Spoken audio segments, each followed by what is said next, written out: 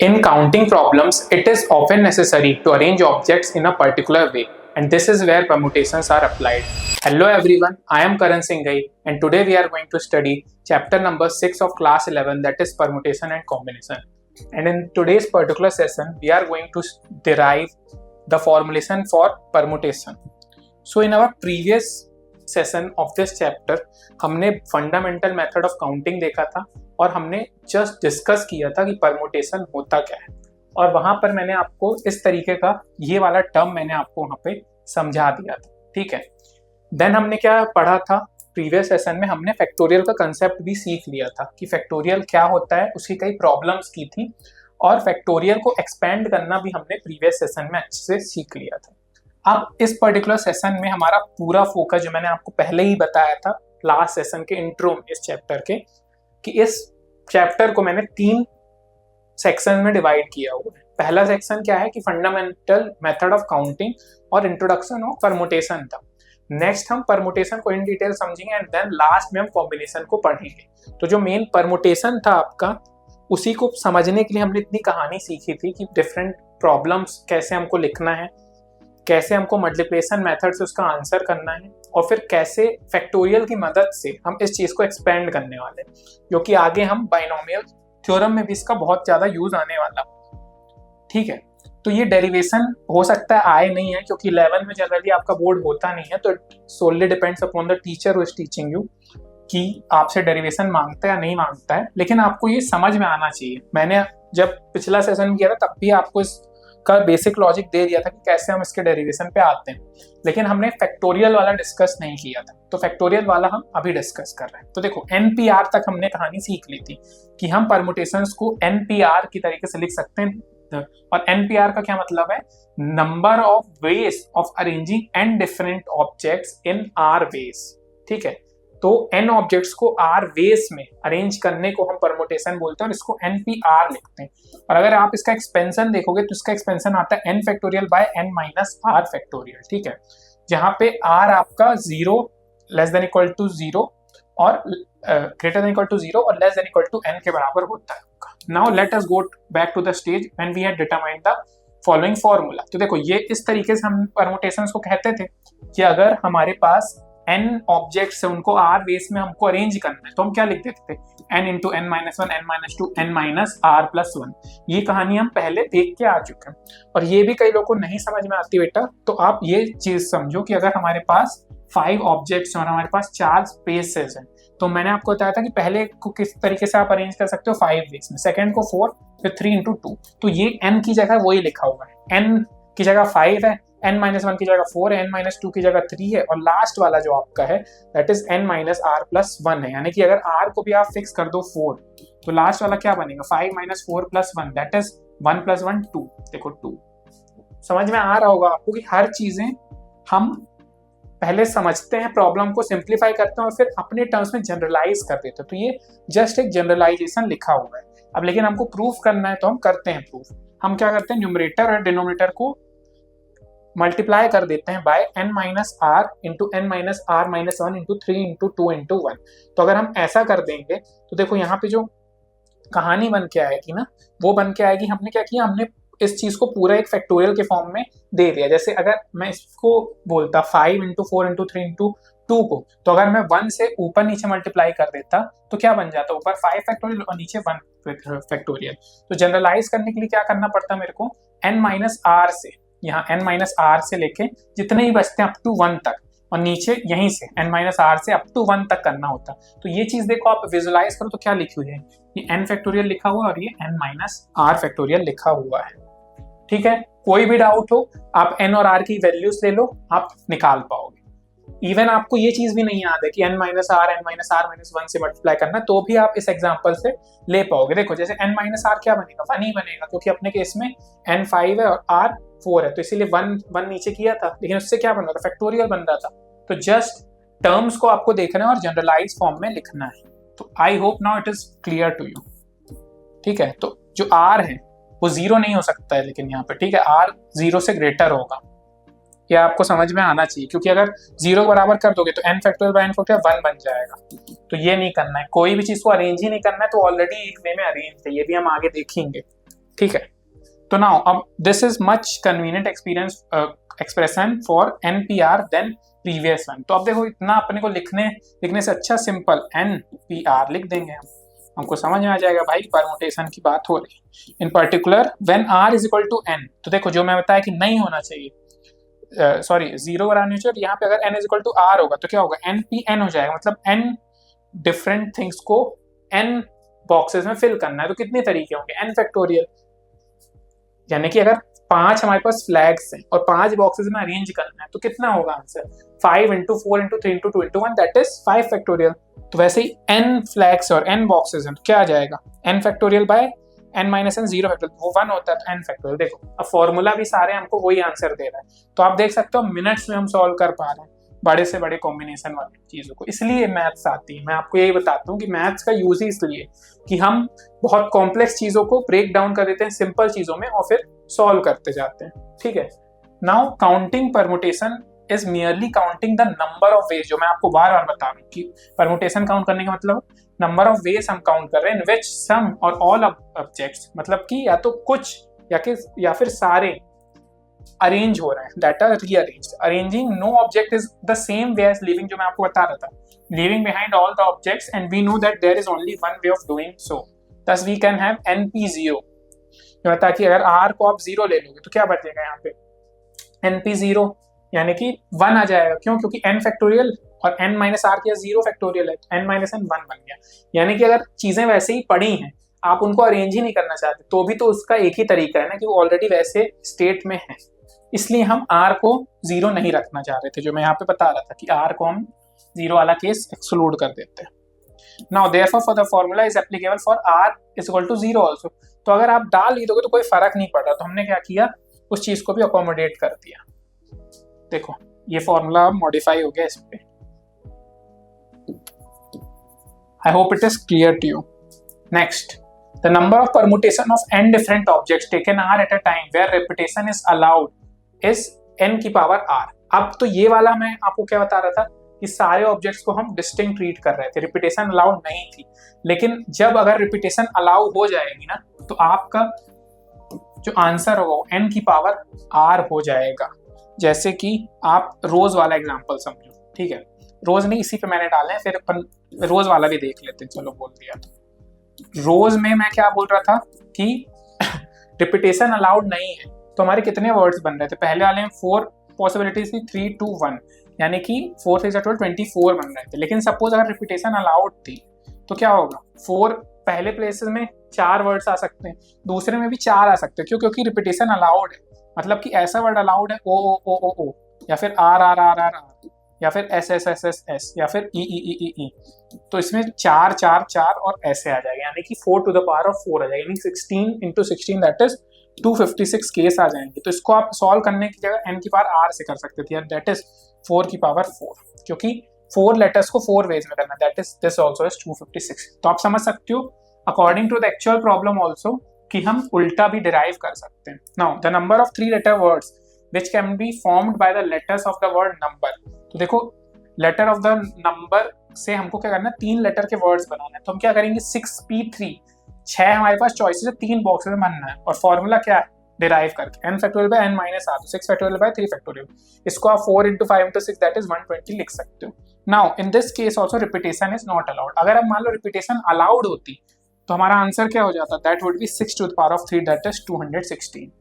तो 2 एग्जांपल्स मैंने यहीं फटफट आपको करा दिए, एक रोज वाला जो करके आए थे वो करा दिया, और एक जो ऑलरेडी यहाँ पे था वो करा दिया। Now let us move to next theorem, that is the number of permutation of n objects where p objects are of same kind and rest are all different। तो देखो अगर सेम काइंड के हैं तो हम क्या करेंगे, यानी कि number of permutation of n objects हैं टोटल आपके, जिसमें से p ऑब्जेक्ट सेम काइंड के हैं, तो रेस्ट ऑल आर डिफरेंट, उस केस में हम n factorial by p factorial का यूज करेंगे। देखो जब अभी प्रॉब्लम करेंगे ना तो ये और क्लियर हो जाएगा क्यों कर रहे हैं मैं सब। In fact we have a more general theorem, तो इसको चीज को और जनरलाइज कर दिया कि अगर the number of permutations of n objects हमको चाहिए, परमुटेशन मतलब ways of arranging n objects where p1 objects are of same kind, यानी कि कोई ऐसा वर्ड अपन देखें जैसे इंडिपेंडेंट देखें, ठीक है, इंडिपेंडेंट। आगे इसका एग्जांपल भी है।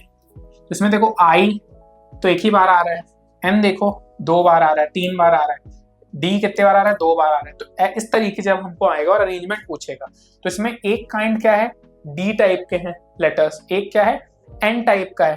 तो इस टाइप की प्रॉब्लम की बात हो रही है। तो अगर एक टाइप का बस है तो n factorial by p factorial arrangement होंगे, और अगर बहुत सारे काइंड के हैं तो जनरलाइज फॉर्मूला होगा n factorial by p1 factorial, मतलब एक काइंड के p1 टाइप के हैं, दूसरे p2 के हैं, और ऐसे करके pk तक। So that are of kth kind and the rest if any of the different kind is, तो ये कॉम्बिनेशन हमारा निकल के आएगा। तो ये सारे थ्योरम्स हैं, डायरेक्ट अभी हम इनको प्रॉब्लम में यूज करेंगे, ठीक है। नाउ देखो आ गया हमारा problem number 1। Find the number of permutations of the letters of the word Allahabad. जो मैं आपको इंडिपेंडेंट वाला बता रहा था ना, in the same manner Allahabad वाला भी है। तो इसमें सबसे पहले आपको क्या करना होगा कि आपको काउंट करना है कि अलाहाबाद में देखो कौन कौन से डिफरेंट लेटर्स हैं। तो पहले सबसे पहले तो number of total letters count करो। तो अलाहाबाद में 1 2 3 4 5 6 7 8 9, तो 9 लेटर्स है, सॉल्यूशन में लिख देना, ठीक है जी। स्टार्टिंग ही किया कि देयर आर 9 ऑब्जेक्ट्स और लेटर्स। अपन इसको ऑब्जेक्ट्स भी बोल सकते हैं, क्योंकि मैं सेट थ्योरी में आपको बताया था कि ये सारे कॉम्बिनेशन जो भी होते हैं, हमारा डेटा सेट होता है या सैंपल साइज होता है, उसमें जो जो फिल हो सकते हैं उनको हम ऑब्जेक्ट्स बोलते हैं। और लेटर्स क्यों, क्योंकि यहाँ पे लेटर्स की बात हो रही है। अगर नंबर्स होता है तो ऑब्जेक्ट्स हमारे नंबर्स हो जाते हैं। अब आगे देखते हैं ऑफ विच, अब आगे हमको क्या चेक करना है, सेम काइंड के कौन कौन से। देखो 4 A's हैं, 1 2 3 4, ठीक है। तो 4 A's हैं, 2 L हैं, L L 2, H कितना है, बाकी सब डिफरेंट है, तो डिफरेंट वालों को हमको लिखने की जरूरत नहीं, ठीक है। Therefore the required number of arrangements are, तो अगर आपको पूछ ले कि भैया अरेंजमेंट बताओ कितने होंगे, तो क्या होगा, अपन ने क्या सीख के आए थे, अपन n factorial by p1 factorial into p2 factorial, ऐसे करके डिफरेंट काइंड के। तो टोटल तो n फैक्टोरियल यानी कि 9 फैक्टोरियल हो जाएंगे। क्यों, क्योंकि number of letters in the word Allahabad is 9। Next same kind की अब हम नीचे डिवाइड करेंगे। तो सेम काइंड में आप देख सकते हो कि 4 तो आपके एज हैं, तो 4 फैक्टोरियल आ गया, और 2 आपके क्या है यहाँ पर, 2 आपके एल हैं, तो 4 फैक्टोरियल बाय 2 फैक्टोरियल। तो आप इसको एक्सपेंड करके लिखोगे, इस चीज को आप नहीं भी अगर करना चाहते इस तरीके से, तो क्या करते, 9 फैक्टोरियल को लिखते 9 into 8 into 7 into 5, 7 into 6 into 5। अब 4 3 2 1 आता, तो 4 3 2 1 4 फैक्टोरियल के ही बराबर होता। तो अपन ने क्या किया, उस चीज को हटा दिया है। और फिर 2 फैक्टोरियल आता, तो 2 फैक्टोरियल बच जाता, तो 2 फैक्टोरियल को हमने क्या किया है, ये 4 फैक्टोरियल यहाँ से यहाँ कैंसिल हो जाता, तो 2 फैक्टोरियल को हमने यहीं लिख रखा है। अब 2 फैक्टोरियल को आप जिसका मर्जी चाहे उसके साथ आप डिवाइड करते हो। तो 5 3 से 15, 15 इंटू 7 इंटू 8 इंटू 9 आपको सॉल्व करोगे तो 7560 विल बी योर आंसर। तो I hope it is clear to you. एकदम सिंपल सा कंसेप्ट है कि अगर n डिफरेंट डिस्टिंक्ट ऑब्जेक्ट्स है, उनको हमको अरेंज करना, तो हमने क्या सीखा, n फैक्टोरियल तरीके से हम कर सकते हैं। अगर स्पेसेस कम है, कन्फाइंड है, तो npr कर देंगे, यानी कि n हमारे ऑब्जेक्ट्स हैं और r स्पेसेस है, तो npr सॉल्व करेंगे तो n factorial by n minus r factorial से हम आंसर रिपोर्ट करेंगे। अब एक काइंड ऑफ प्रॉब्लम और क्या आ गई कि अगर ऑब्जेक्ट्स आपके हैं डिफरेंट नहीं है, सिमिलर काइंड के, तो हमको क्या करना है, उस चीज को भी एलिमिनेट करना होगा बॉक्सेस में फिल करने के लिए। तो हम क्या करेंगे, n फैक्टोरियल बाय नीचे p1 factorial, p2 factorial, p3 factorial, up to जितने टाइप के आपके सिमिलर टाइप के ऑब्जेक्ट्स हैं। तो इस तरीके से हमने 3-4 वेज ऑफ प्रॉब्लम्स देख लिए। एक और हम देख लेते हैं, how many 4 digit numbers can be formed by using 1 to 9। अब 4 डिजिट नंबर्स हमको बनाने हैं using the digits 1 to 9 if repetition of digits is not allowed. तो हमको क्या कह दिया, साफ साफ बता दिया कि रिपीटेशन अलाउड नहीं है। तो देखो हियर ऑर्डर मैटर्स। अब देखो 1 to 9 आपको बनाने हैं 4 डिजिट नंबर्स, बहुत अच्छा प्रॉब्लम है। 1 to 9 आपको यूज करने हैं, ठीक है, और 4 डिजिट नंबर्स बनाने हैं। 1 to 9 ही है, हाँ, तो 1 to 9 है, आपको 4 डिजिट नंबर्स बनाने हैं। तो here order matter, for example 1 2 3 4 और 1 3 2 4 आर 2 डिफरेंट नंबर्स। तो ये हमको समझ में आना चाहिए कि अगर हम अरेंजमेंट कर रहे हैं तो 1 2 3 4 और 1 3 2 4 डिफरेंट नंबर्स हैं। Now therefore there will be as many as 4 digit numbers as there are permutations of 9 different digits taken 4 at a time. तो हमको ये समझ में आ रहा है कि ये हमको नंबर्स निकालने के लिए क्या होगा, जो मैंने यहाँ पे एक स्पेस दी कि हमको 9 नंबर्स को इन 4 प्लेसेस में फिट करना होगा। तब हमको क्या मिलेंगे, 4 डिजिट्स के इतने सारे नंबर जो भी बन सकते हैं यूजिंग 1 to 9, यानी कि 9 में से 9p कितनी प्लेसेस हमको फिल करनी होगी, दैट इज 4 प्लेसेस हमको फिल करनी होगी using numbers from 1 to 9 so that our required number of digits और required number of numbers are form. So देखो यही किया, therefore there will be as many as 4 digit numbers as there are permutations of 9 different digits taken 4 at a time। तो यही तो हमने सीखा था, 9 प्लेसेस हैं और 4 प्लेसेस है और 9 हमारे पास चॉइसेस है डिजिट्स की, तो 9p4। फिर क्या करेंगे, सिंपली सॉल्व कर लो, 9 फैक्टोरियल बाय नीचे 5 फैक्टोरियल, तो बचेगा क्या, 9 into 8 into 7 into 6 that is 3024। I hope it is clear to you all. अब इसमें सिमिलर काइंड का कुछ भी ऐसा कंसेप्ट नहीं आने वाला है, ठीक है, कि सिमिलर काइंड के जाएंगे ऐसा जाएंगे, ऐसा नहीं। क्यों, क्योंकि रिपीटेशन नॉट अलाउड आपका साफ साफ दे दिया है, ठीक है। Moving on to our next very very important question, मतलब इससे अच्छा क्वेश्चन इस पे नहीं बन सकता है, तो इसको समझते हैं हम अच्छे से पहले, ठीक है। यहाँ पे देखो, ये आपको समझना है यहाँ पे लिखा क्या हुआ है, कि प्रॉब्लम आपसे मांग क्या रहा है। NP5 यहाँ पे लिखा हुआ है, ठीक है। एन जो पहला वाला है स्टेटमेंट है, NP5 इज इक्वल टू 42, ठीक है। NP5 इज इक्वल टू 42 और डिवाइड में है आपके NP3 डिवाइडेड बाय NP3। इस चीज को हमको सॉल्व करना है where n is greater than 4, ठीक है। तो ठीक है, हम इजिली सॉल्व कर लेते हैं इसको। क्या करना है हमको, एक्सपेंड ही तो करना है।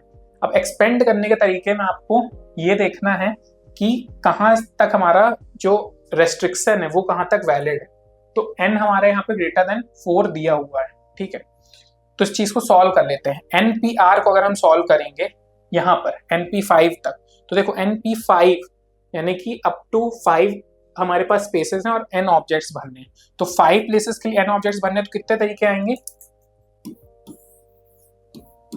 इस तरीके से आप समझो कि हमारे पास 5 स्पेसेस हैं, क्योंकि यहीं पे कंफ्यूजन होता है कि 5 स्पेसेस हैं और n ऑब्जेक्ट्स हैं, तो कितने तरीके से भर सकते हो। पहले वाले को n तरीके से, तो दूसरे वाले को n-1, फिर n-2 अगले वाले को, फिर n-3 और लास्ट वाले को n-4। और यही चीज को आप क्या लिख सकते हो, NP5। तो मैंने इसी चीज को देखो एक्सपेंड कर दिया, ठीक है। I hope it is clear to you. Now 42 यहाँ पे जो जैसा लिखा था वैसे ही का वैसे ही लिख दिया मैंने, और n इंटू n-1 n-2, ये सॉरी यहाँ पे मल्टीप्लिकेशन में आपका प्रॉब्लम स्टेटमेंट में यहाँ पे एक बार लिख दे रहा हूँ कि NP5 is equal to 42 NP3 दिया हुआ है, ठीक है।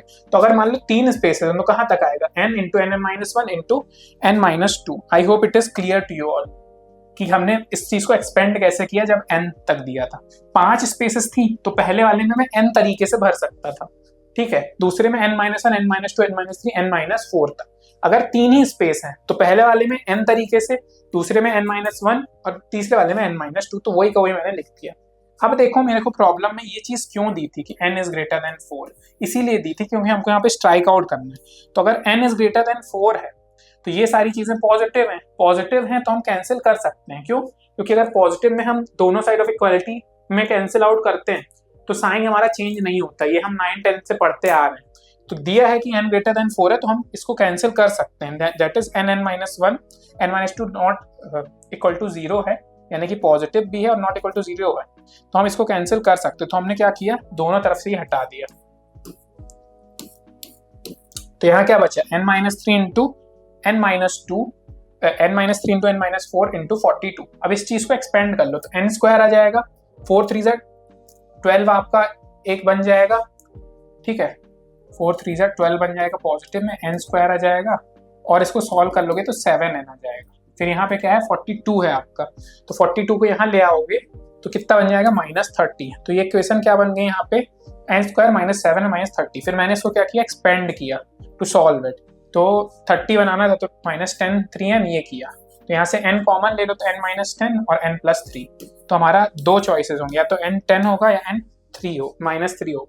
तो देखो नेगेटिव तो हो ही नहीं सकता हमारा नंबर ऑफ ऑब्जेक्ट्स, क्यों, क्योंकि नंबर ऑफ ऑब्जेक्ट्स कभी नेगेटिव नहीं हो सकते। नेगेटिव चीजों को आप क्या अरेंज करोगे, तो n हमारा 10 हो जाएगा।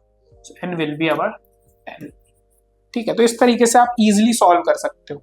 नाउ नेक्स्ट प्रॉब्लम में क्या, ये प्रॉब्लम आप अच्छे से लिख लेना, लेकिन प्रॉब्लम आपकी ये है कि ये है आपका क्वेश्चन स्टेटमेंट, जिसमें कुछ एररस चीजें आ गई हैं, इसलिए वो समझ में नहीं आ रहा है। तो प्रॉब्लम आपका क्या है कि आपको NP5 = 42 NP3 सॉल्व करना है। नेक्स्ट प्रॉब्लम देखते हैं, NP4 n-1 P4 5/3 again n > 4। तो बहुत सिंपल है यार, वो डब्बे वाला कंसेप्ट अगर आप समझ गए हो ना, तो ये सब चीजें तो सॉल्व करना एकदम हलवा हो गई है आपके लिए। तो देखो 4 स्पेसेस हैं, n ऑब्जेक्ट्स अरेंज करने, तो कैसे होंगे, n अगला वाला n-1, अगला वाला n-2, अगला वाला n-3, और यही तो हमारा क्या होता है, कॉम्बिनेशन लिखने का तरीका होता है। तो यहाँ पे क्या बन जाएगा, n, n-1, n-2, n-3, इस 3 को यहाँ ले आए, 5 को वहां, तो 3 इन n हो गया। अब n-1 ही है पहला, और स्पेस कितनी है, 4 ही है, और पहला ऑब्जेक्ट क्या है, n-1 है, तो ये n-1 है, तो अगला क्या होगा, n-2, n-3, n-4। तो देखो वही लिखा है। तो इस चीज से कंफ्यूज होना ही नहीं है आपको डब्बा बनाना है और देखना है कि डब्बे में कितने ऑब्जेक्ट्स फिट हो जाएंगे। n से आपको डरना ही नहीं है, ठीक है। एक बार क्योंकि आप काउंटिंग वाला मेथड सीख गए, तो ये सब चीजें ऐसे ही हैं सॉल्व करने की, और 5 मैंने लिख दिया। अब देखो अगेन हमको दिया है कि n मेरा >4 है, >4 है, तो जो कैंसिल आउट करने वाली चीजें हैं वो हम इजिली कर सकते हैं, वो नेगेटिव नहीं होगी। तो n-1, n-2, n-3 हटा दो, ये हट गया, क्यों, क्योंकि >4 दिया है। तो यहाँ पे क्या बचा, 3n बचा, और वहां पे क्या बचा, 5n-4 बचा। इजी, n को अगेन सॉल्व कर लो तो 10 आ गया। तो इस तरीके से हम सॉल्व कर सकते हैं, और ये बेस्ट प्रॉब्लम था, मतलब इससे टफ नहीं बनेगा, क्योंकि n में ही आपको कंफ्यूज कर सकते थे। अब एक और प्रॉब्लम देख लेते हैं, देखो हर बार की प्रॉब्लम कराई है इस बार। Find the number of different 8 letter arrangements that can be made from the letters of the word daughter. तो अब हमको क्या करना है, 8 लेटर अरेंजमेंट्स देखना है that can be made from the letters of the word daughter के। पहला वाला कॉम्बिनेशन क्या है, ऑल वॉवल्स आर टुगेदर, और सेकंड क्या है, vowels do not occur together. तो जो आपका सबसे पहले इस चीज में क्वेश्चन समझने की चीज है वो कोई वॉवल्स क्या होते हैं। तो वॉवल्स हमारे इंग्लिश अल्फाबेट में होते हैं A-E-I-O-U, और नेक्स्ट लेस्ट जो भी होते हैं वो क्या होते हैं, अपने कॉन्स्टोनेंट्स होते हैं। तो A-E-I-O-U को हमको पहले एक साथ रखना है और नेक्स्ट में एक साथ नहीं रखना है। तो देखो लंबा चौड़ा ऐसे पूरी यहाँ पे आपको कहानी लिखी हुई है, लेकिन उससे डरना नहीं है अपने को, ठीक है, कि ये कहानी में क्या है, बहुत सिंपल है इसका सॉल्यूशन। तो हम एक एक करके डील करते हैं। पहला वाला स्टेटमेंट क्या है हमारा, कि वॉवल्स को हमको एक साथ रखना है, ठीक है, तो हम वॉवल्स को एक साथ रखेंगे। नाउ पहले मैंने आपको कहता था ऐसे प्रॉब्लम से आप पूरे नंबर ऑफ वर्ड्स काउंट कर लेना। देखो इसमें कितने आएंगे, डॉटर में 8 आएंगे, तो there are 8 different letters in the word in which there are 3 vowels. तो 3 वॉवल्स कौन कौन से हैं, ए है, आई है, सॉरी ए है, ई है, और अपना यू है, ठीक है। तो ए, यू और ई है, इनको हमको अलग रखना है, टुगेदर रखना है। तो namely there are 3 vowels A, U and E. Since the vowels have to occur together, we can for the time being assume them as a single object. तो इनको क्या करो, आप सिंगल ऑब्जेक्ट एज्यूम कर लो कि इस पूरे वर्ड्स में से A, U, E हमारा सिंगल ऑब्जेक्ट हो गया। तो अब बचेंगे कितने, 8 बचेंगे। 5 remaining letters will be counted as 6 objects. तो अगर उनको मैंने 1 मान लिया है और वो 5 अलग है, तो टोटल ऑब्जेक्ट्स अब मेरे कितने हो गए, 6 हो गए। Then we count permutations of these 6 objects taken all at a time. तो अगर ये 6 हैं और 6 के 6 से हम अगर बनाएंगे कॉम्बिनेशन, 6 ऑब्जेक्ट्स अगर अलग अलग होते हैं उनको डिफरेंट वेज में अरेंज करना, तो 6, तो क्या आता, 6p6 दैट इज 6 फैक्टोरियल आ जाता है आपका। Corresponding to each of these permutation we shall have 3 factorial, क्योंकि आपस में भी इंटरनल भी तो अरेंजमेंट होगा। ऐसे देखो टोटल कितने वर्ड्स हैं, 8, 1, 2, 3, 4, 5, 6 और 7, 8। अब मैंने क्या किया, इसको A, U और E को तो अलग कर दिया, तो ये मेरे एक ही यूनिट बन गए, एक ही डब्बा बन गया, ठीक है। अब ये बाकी के डब्बे बचे, तो अब बाकी के डब्बे को अगर एक मैंने इसको मान लिया, तो इसको अरेंज करने के कितने तरीके, 6 फैक्टोरियल। लेकिन अब ये अंदर का डब्बा जो है, ये भी तो, इनमें भी तो 3 आगे पीछे हो सकते हैं, टुगेदर तो हम रखेंगे ही, लेकिन वो भी आगे पीछे हो सकते हैं, तो इनके क्या होंगे, 3 फैक्टोरियल। तो अब क्या करो, ये 6 फैक्टोरियल वो 3 फैक्टोरियल, दोनों को मल्टीप्लाई कर दो एक साथ। तो corresponding to each of these permutations we shall have 3 factorial permutation of the 3 words that is A, U, E taken all at a time. Hence, by the multiplication principle, the required number of permutations कितने हो जाएंगे, 6 into 3, 6 factorial into 3 factorial, that is 4320. I hope it is very clear to you. इसमें confusion का कोई भी लेना देना ही नहीं था। अब देख लेते हैं कि अब हमको क्या करना है, दूसरा केस, ये इंटरेस्टिंग है। If vowels do not occur together, तो हमको वो वाले केसेस बताने भाई जिनमें vowels अकर ही ना करें। तो इसको सॉल्व करने का क्या तरीका, उल्टा कान पकड़ो मेथड, जो मैं बोलता हूँ कि अपन क्या करेंगे, ऐसे केसेस हमने निकाल लिए जहाँ पे वो हमेशा साथ साथ रहेंगे। तो जब टोटल केसेस हम निकाल लें और जहां वो साथ साथ रहेंगे उनमें से माइनस कर दे तो वो वाले केसेस आ जाएंगे जब वो अलग अलग रहेंगे। तो वही मैंने किया। If we have to count those combination permutations in which vowels are never together, we first have to find all possible arrangement of 8 letters. तो ऑल पॉसिबल कितने होंगे? डायरेक्ट 8 ऑब्जेक्ट्स हैं तो 8 factorial which can be done in 8 factorial ways, ठीक है। Then we have to subtract from this the number of permutation in which vowels are always together। तो always together अभी निकाल के आए, इनको माइनस कर लो, आंसर आ जाएगा कब कब अलग रहेंगे। हमने दोनों निकाल लिए कि 36,000 टाइम्स तो वो अलग अलग रहेंगे और 4,320 टाइम्स में वो एक साथ रहेंगे। I hope it is clear to you. मजा भी आ रहा होगा ये सब प्रॉब्लम्स करने में। नेक्स्ट लास्ट क्वेश्चन है, देख लेते हैं, फिर ये परमुटेशन वाली कहानी हमारी खत्म। Now, in how many ways can 4 red, ध्यान समझना, 3 yellow and 2 green disc, जो मैंने पहले कंसेप्ट आपको बताया उसका क्वेश्चन नहीं बताया थे, वो इतना सिंपल है। Arrange in a row if the discs of same color are distinguishable।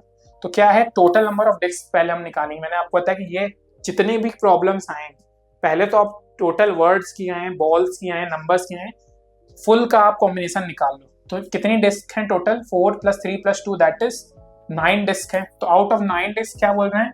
4 एक काइंड की that is red, 3 are of second kind that is yellow और 2 are of the other kind, third kind that is green. तो कितने arrangements होंगे? Direct theorem जो हमने theorem number 2 पढ़ा था जनरलाइज्ड वाला कि टोटल कॉम्बिनेशन 9 फैक्टोरियल, अब नीचे divide by 4 factorial, 3 factorial, 2 factorial that is 1260। अब ये आप सोचोगे सर ये क्यों किया? अगर आपको प्रैक्टिकली विजुलाइज करवाने की कोशिश करवाऊं तो देखो सिमिलर टाइप की डिस्क हैं। अगर हम 9 फैक्टोरियल करते और ऐसा कोई अरेंजमेंट बनता, यहाँ पे 3 को मैं डिवाइड कर दे रहा हूँ ना, नहीं 9 ही लिख लेते हैं अपन, चलो और अच्छे समझ में आएगा। 1 2 3 4 5 6 7, ये देखो अब 9 हो गई। तो अगर अपन ये कॉम्बिनेशन रखते कि नहीं सर 9 फैक्टोरियल में रिपोर्ट करता हूँ, तो जो ये 4 सेम टाइम की होती ना that is red red red, और कौन सी थी? येलो येलो येलो येलो, और कौन सी थी? 2 ग्रीन। तो देखो जो कुछ कॉम्बिनेशन हम काउंट कर रहे होते हैं ना उसमें ये भी आ जाते कि आर तो देखो सेम ही है, तो ये आर यहाँ हो या वहां हो क्या फर्क पड़ता है। इसलिए हम उस चीज को हटा दे रहे हैं कि ये वाली जो क्लबिंग हमने इसमें इंक्लूड कर दी वो हमने डिवाइड कर दी कि वो हट जाए, क्योंकि वो सेम टाइम के, ये वाला आर आप इधर रखो या उधर रखो एक ही बात है। और सिमिलरली ग्रीन वाले आप ग्रीन को यहाँ रखो वहां रखो, सेम टाइप के, इसीलिए हम उस चीज को टैकल करने के लिए नीचे डिवाइड कर देते हैं ताकि वो कॉम्बिनेशंस ऑटोमेटिक हट जाएं जब इनका हम कॉम्बिनेशन को काउंट करना है। तो इसलिए ये वाला थ्योरम हमने डिफाइन किया था। I hope now it is clear to you all. So the derivation shows the power of factorial notation which helps us transforming complex things into simplest form। तो हमने इस सेशन में पूरा देख लिया कि बस फैक्टोरियल की मदद से हमने इतनी ज्यादा कॉम्प्लेक्स परमुटेशन कॉम्बिनेशन वाले प्रॉब्लम्स को चुटकियों में सॉल्व करना सीख लिया। तो अगर आपको यही सब कंसेप्ट इन डेप्थ पढ़ने तो आप हमारा फ्यूके एजुकेशन ऐप डाउनलोड कर सकते हो, और अगर इस पर्टिकुलर सेशन में आपको कोई डाउट आता है तो आप नीचे कमेंट कर सकते हो। I will be very happy to help you all. मिलते हैं अपने नेक्स्ट सेशन में। Thank you very much.